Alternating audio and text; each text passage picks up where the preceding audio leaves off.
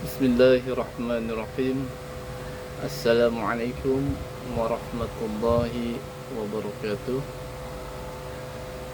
Bismillahi la hawla wa la quwata illa billah. Asyhadu an la ilaha illallah wahdahu la syarika lah wa asyhadu anna Muhammadan abduhu wa rasuluh.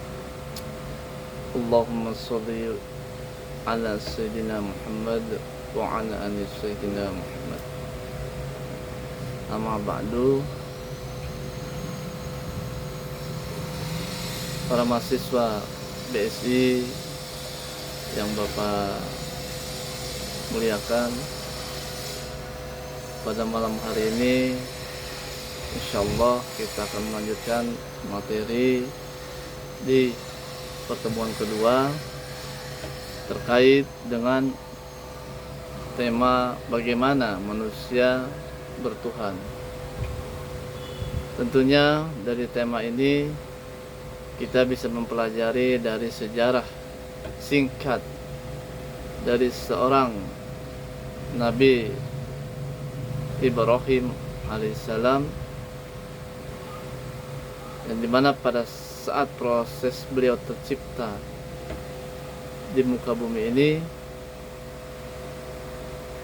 beliau adalah seorang Nabi yang mencari tentang hakikat dalam sebuah kehidupan. Dia mencari Sang Pencipta yang menciptakan alam semesta. Sampai beliau bertanya kepada matahari, bulan, dan makhluk hidup yang lainnya. Sampai patung pun yang menjadi sembahan ayahnya pun beliau tanya. Dan akhirnya semua tidak dapat memberikan keadilan buat Nabi Ibrahim alaihissalam. Itu sebagai tadabbur buat kita semua, bahwa untuk mencari sebuah kebenaran, untuk mencari sebuah kepastian dalam sebuah kehidupan, tentu adanya sebuah proses ataupun usaha untuk mencapai hasil yang maksimal.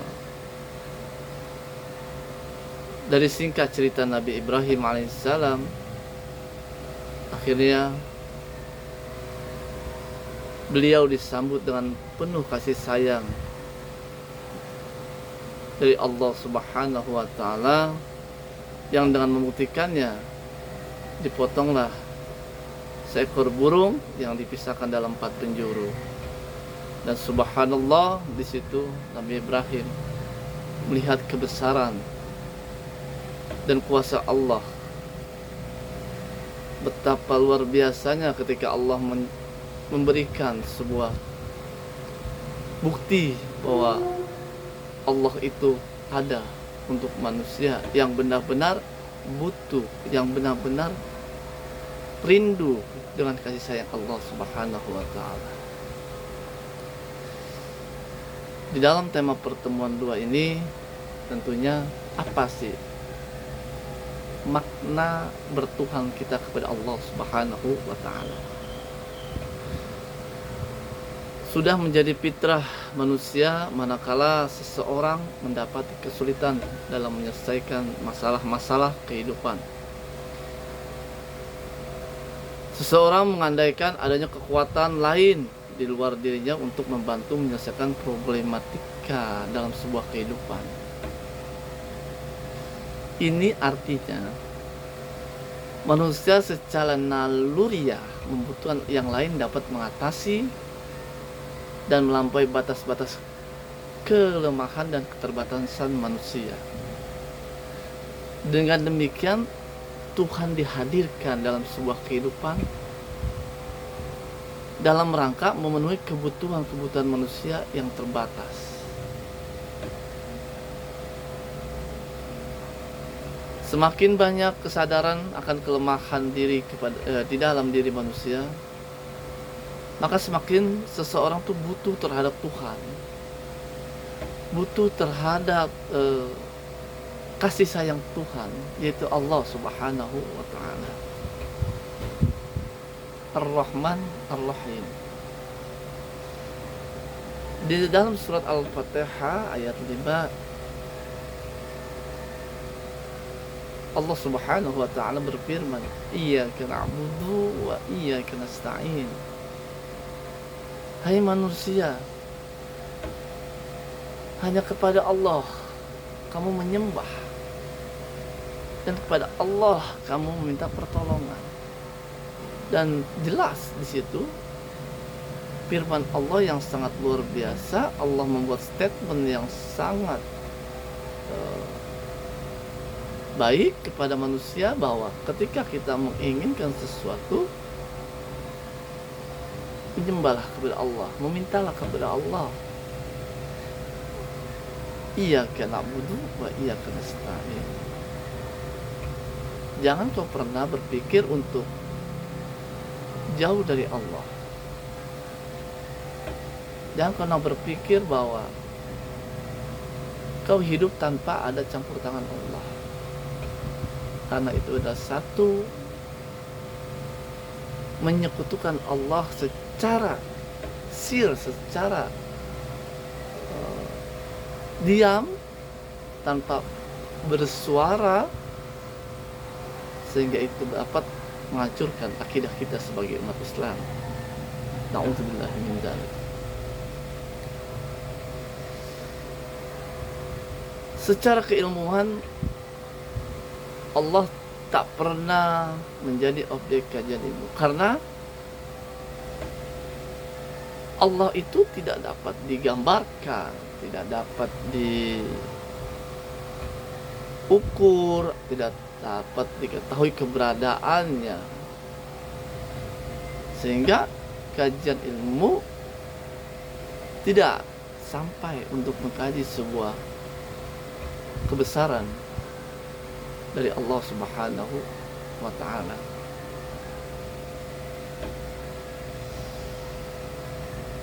Dan dalam proses kehidupan,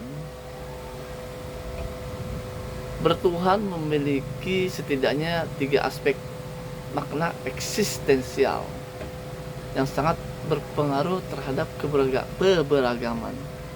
Yang pertama, memiliki Tuhan. Dan itu adalah syarat wajib bagi seorang yang beragama, yaitu memiliki Tuhan. Bagaimana dia tidak memiliki Tuhan sementara dia bisa tercipta di muka bumi ini? Tentunya hanya orang-orang yang berpikir yang bisa melakukan hal tersebut. Yang kedua, hidup bersama Tuhan, hidup bersama Allah Subhanahu wa taala. Dengan apa proses kita hidup bersama Allah Subhanahu wa taala? Jadikanlah kehidupan kita di dalam rumah kita itu selalu dipenuhi dengan ayat-ayat suci Al-Quran. Kenapa? Al-Quran adalah sebagai obat. Wa nunazzilu minal Qur'ani ma huwa shifaa wa rahmatul lil mu'minin. Karena Al-Quran itu adalah obat bagi orang-orang mukmin, bagi orang-orang yang bersabar. Orang yang jauh dengan ayat-ayat suci Al-Quran, maka tidak menutup kemungkinan orang tersebut akan merasa gelisah, akan merasa tidak nyaman, akan merasa tidak baik dalam kehidupannya, karena dia jauh dari Allah Subhanahu wa taala. Setelah kita mampu mendekat kepada Allah Subhanahu wa taala, kita lakukan proses kita mengabdi kepada Allah Subhanahu wa taala. Bagaimana proses kita mengabdi kepada Allah? Yaitu menjalankan perintah-perintah Allah Subhanahu wa taala. Yang pertama, mungkin kita menjalankan ibadah sholat 5 waktu kita jalankan, puasa kita laksanakan, zakat, pergi haji bila mampu, Nah, itu salah satu upaya kita bagaimana bisa mengabdi kepada Allah Subhanahu wa taala dan bisa mencintai Allah Subhanahu wa taala, kita sebagai hambanya Allah. Karena umur itu tidak akan ada yang tahu kapan kita akan mengalami kematian, kapan kita akan mengalami sebuah kehidupan yang mungkin kita tidak pernah membayangkan bahwa kita nanti akan masuk ke dunia yang dimana Allah sudah menunggu di dunia akhirat. Apakah kita berpikir dan apa kita yakin akan masuk surga sementara perbuatan-perbuatan kita jauh dari apa yang Allah perintahkan kepada hambanya? Na'udzubillah, tsumma na'udzubillah min dzalik.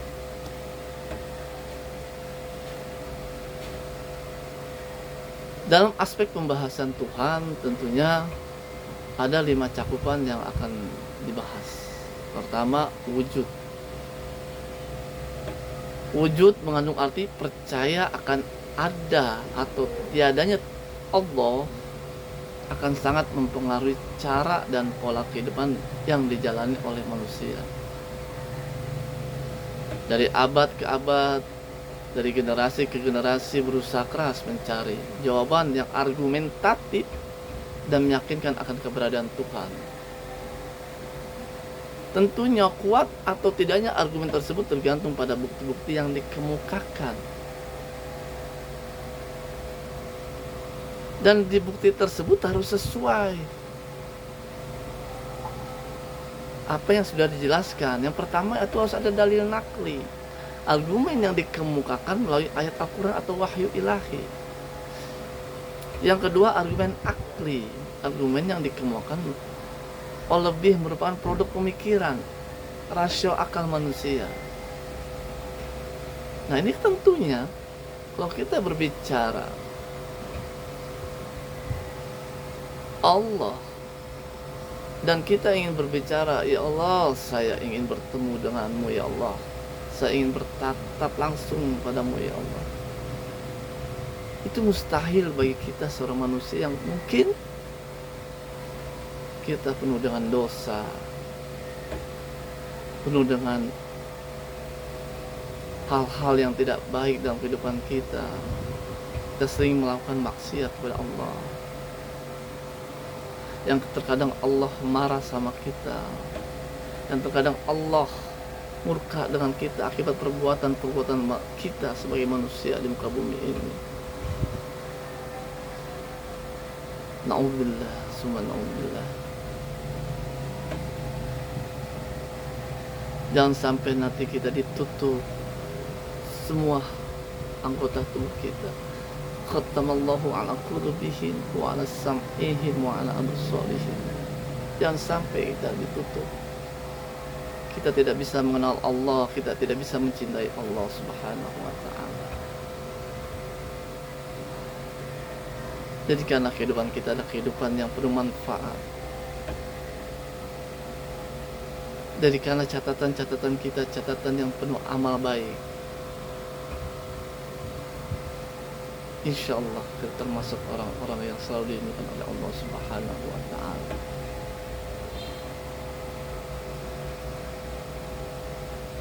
Yang kedua yaitu zat Tuhan. Zat Allah atau zat Tuhan merupakan hal yang pelik dan membutuhkan pemikiran jernih dan mendalam. Penalaran secara umum dilarang membahas zat Tuhan. Dengan demikian, larangan berpikir tentang zat Tuhan tidak bersifat mutlak. Namun, melihat keadaan pemikiran seseorang, tentunya kita sering berpikir seakan-akan Allah itu wujud, dan kita sering berpikir, oh, Allah itu mempunyai sifat-sifat yang seperti ini pasti bentuknya seperti ini zatnya. Nah itu terkadang yang menjadi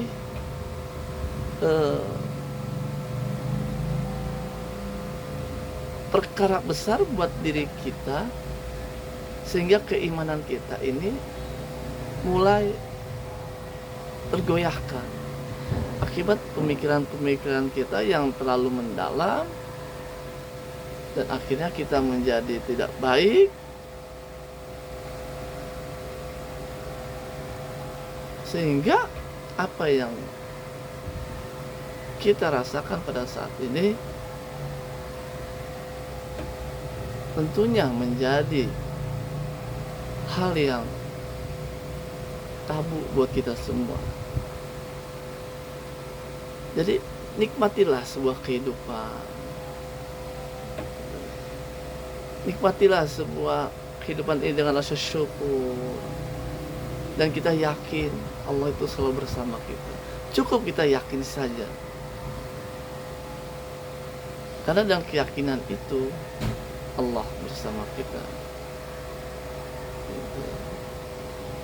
Taqarrub ila Allah, jadi kita mendekatkan diri kepada Allah dengan beribadah.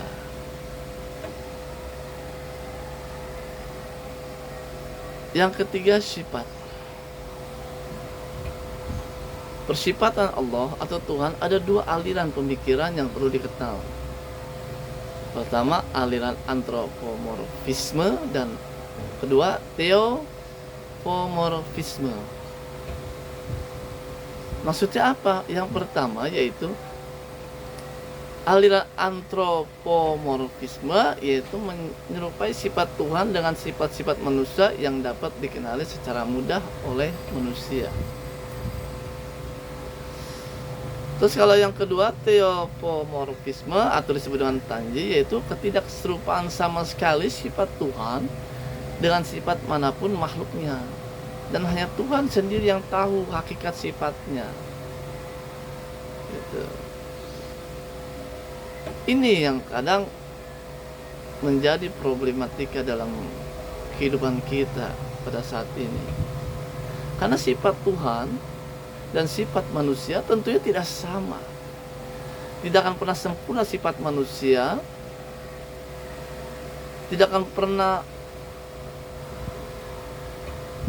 maksimal sifat manusia, dan tidak mungkin kita samakan sifat manusia itu dengan sifat Allah Subhanahu wa Ta'ala untuk mencapai kesempurnaan. Karena kesempurnaan itu adalah milik Allah Subhanahu wa Ta'ala semata. Jadi jangan sampai kita memiliki akidah yang dapat menyesatkan orang-orang yang masih belum memahami tentang bagaimana kita mengenal Allah Subhanahu wa Ta'ala. Yang keempat, nama-nama Tuhan. Tentunya Tuhan atau Allah mempunyai nama-nama yang sangat luar biasa atau nama-nama yang baik. Ada 99 nama yang dimiliki oleh Allah Subhanahu wa Ta'ala, yaitu terdapat dalam Asmaul Husna,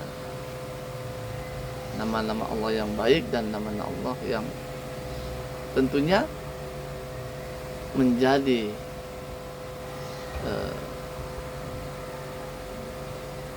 teladan atau contoh buat kita semua sebagai manusia, bagaimana kita bisa memiliki sifat rasa kasih sayang,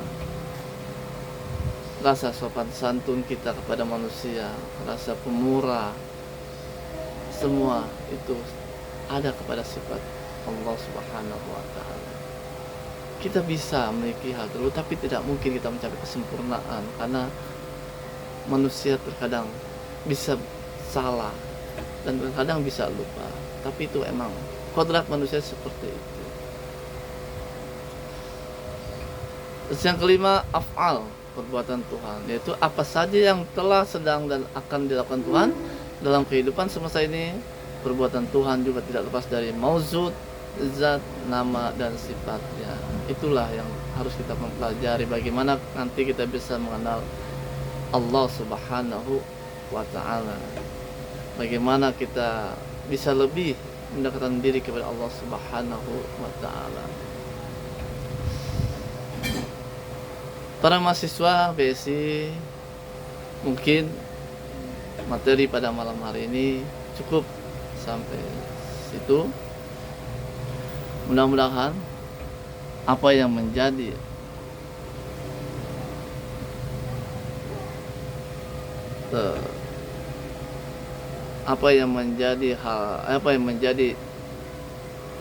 masalah dalam kehidupan kita, tentunya jangan sampai kita tidak melibatkan Allah Subhanahu wa Ta'ala.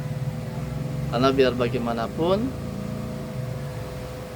kita adalah seorang hamba yang akan butuh Allah Subhanahu wa Ta'ala dimanapun kita berada. Wa ma khalaqatul jinna wal insa illa liya'budun. Allah menciptakan makhluk, yaitu manusia ataupun jin, itu hanya untuk menyembah, mengabdi, menjalani aturan-aturan Allah. Dan tugas hari ini, jangan lupa tetap kalian menjawab pertanyaan dari Bapak, lalu diketik di Word dan disimpan dahulu di Word, diketik. Ingat, pertemuan kedua tanggal 28, dan simpan dalam folder dan dikumpulkannya insyaallah pada pertemuan ke-7. Mungkin tugas yang pertama yaitu bagaimana proses kita bisa mengenal Allah sehingga kita menjadi hamba-hamba yang bertakwa kepada Allah Subhanahu wa Ta'ala. Terus yang kedua, tulislah 1 atau 2 dalil yang terkait dengan proses bagaimana kita menjadi hamba yang baik sehingga kita bisa mengenal Allah lebih dekat dan menjalani perintah-perintah Allah Subhanahu wa Ta'ala. Itu saja tugas dari Bapak. Mohon maaf apabila ada kesalahan. Selamat mengerjakan. Billahi taufiq hidayah. Assalamualaikum warahmatullahi wabarakatuh.